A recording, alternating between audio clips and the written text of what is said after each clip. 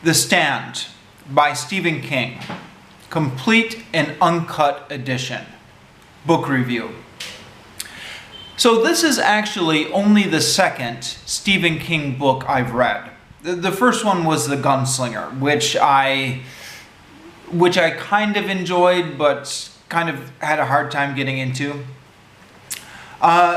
This one is, I think, one of Stephen King's most famous books. There are a few different editions of this. I got the complete and uncut edition for a couple reasons. One, this just happened to be what my bookstore had in stock, so this was kind of the only option available. But I'm also the type of person, I'm a completist. Like, I like to get all the details. If there's a complete and uncut edition, I want to read the complete and uncut edition. Or at least I thought I did.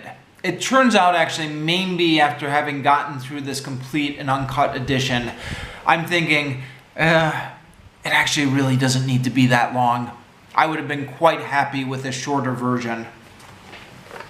So the complete and uncut edition is 1,141 pages. And that's with very little tiny printing. I think if you put this in normal printing, it would have been few hundred pages longer, I don't know.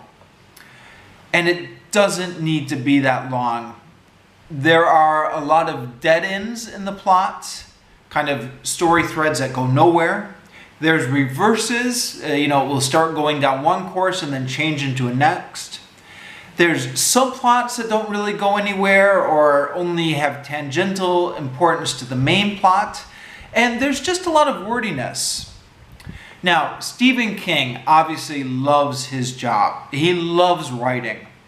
But I kept thinking an editor really should have hacked away at this. And I guess that's what they did for the original edition. This is what I get for buying the uncut edition. Again, ordinarily I'm a stickler for the details, but in this case, I think the normal version would have been fine. Interestingly, in the author's introduction, King claims that the 400 pages that were originally cut out of the 1978 version of The Stand weren't cut for editorial concerns. They were cut because of economic publishing concerns. Like they didn't want to include 400 extra pages in the book because then that would have increased the price of the book and the marketing and stuff like that. He claims that the editors had no problem with the extra 400 pages in terms of content itself or in terms of the story.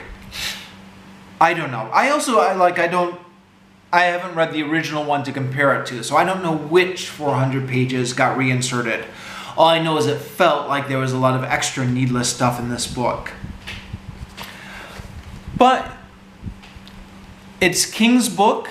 If he wants to reinsert the 400 pages, that's the author's prerogative.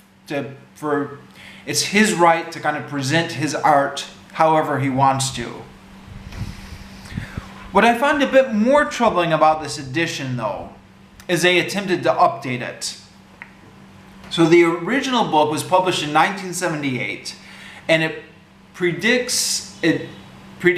doesn't predict really, but because it's all fantasy. But in this world of the book, there's a civilization comes to an end in 1980. Now somebody must have thought, well, we can't possibly sell a book in the 1990s in which civilization came to an end in 1980. So they decided to update things by 12 years. I think that's a terrible idea.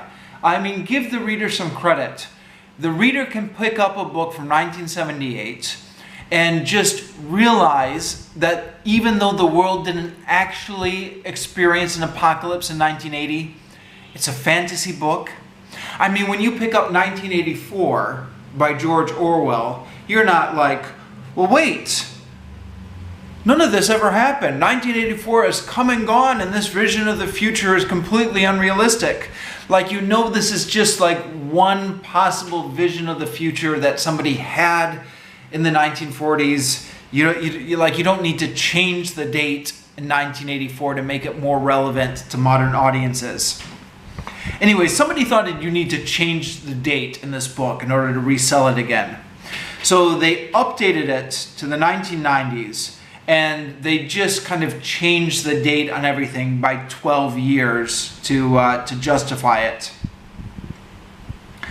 Now, due to, I don't know, math problems or just sloppy editing, there's a lot of problems with the dates here. Kind of the chronology doesn't line up. There's a lot of anachronisms, like things that nobody caught, like technology that was out of date by the 1990s already is kind of popping up in this book. But, updating a book is a tricky thing. It's more than just changing the numbers on the dates. It's really the whole world of the book is kind of bound by the time it's written in. So this book, it's about an apocalypse or kind of the collapse of civilization, but there is, I don't remember how long it is, like 100 or so pages before civilization collapses. And in this, it talks about racial tension, it talks about student activism, it talks about political extremism, and there's references to long hairs. And all of this is just so tied to the 1970s.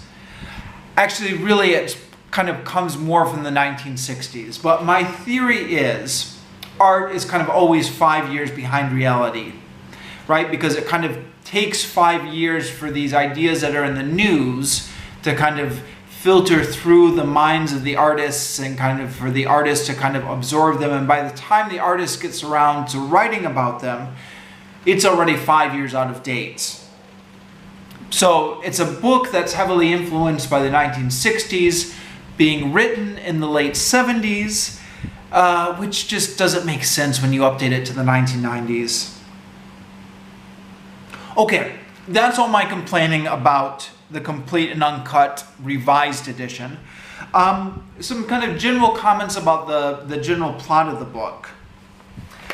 It's interesting. There's a lot of sex, swearing, and blood and gore. So no conservative religious person is ever going to like this book, and it shouldn't be recommended to them. But in some ways, the worldview of this book is very religious. Actually, I think a lot of American horror is like that. A lot of it's based on Christian mythology. I mean, it's the dark side of Christian mythology, the devil and demons and hell and the power of Satan and all that kind of stuff. But it is kind of based in this idea of a spiritual warfare between God and the powers of hell. If you cut out all the sex, violence, and gore, this could almost be like the Left Behind series. The human characters in this book don't really have a lot of free will. They're kind of just pawns in a game between God and the devil. They're guided by visions and prophecies, and occasionally even a miracle will come up to move the plot along. Now, I'm an agnostic, but I'm optimistic, at least some days. On my optimistic days, I like to believe that maybe there is a God in control of the universe and everything's going to work out all right. Who knows?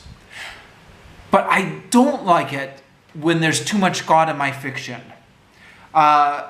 Because I want the characters themselves to figure out how to get out of the tight spot.